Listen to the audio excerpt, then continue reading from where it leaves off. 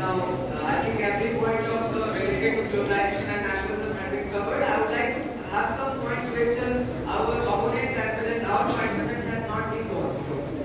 That is the first concept is concept of MNCs, that is multinational corporations or companies. See, when we talk about Apple hires an skilled labor or an unskilled professional, it's that's in Apple everyone have to not do the job of an IT professional. Other persons have to do their job also. So that is MNCs also needs the both kind of workers, that is skilled as well as non-skilled. First thing is that.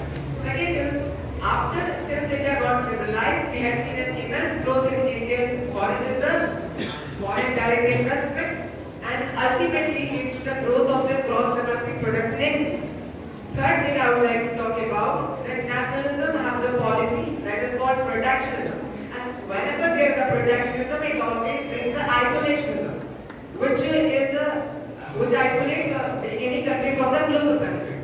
And there is a use of the concept that globalization is connected to the historical root from the East India Company.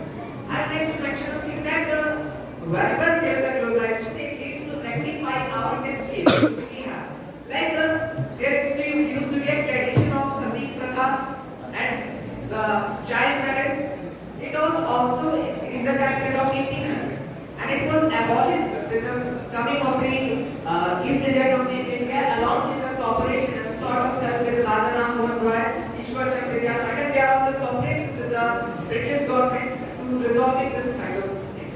Second is that when we talk about culture, some countries have their culture that is not beneficial for the world, and they have this kind of culture in the name of the patriotism. I would like to mention a culture, East Bengal or in Pakistan. What about this? Is it in patriotism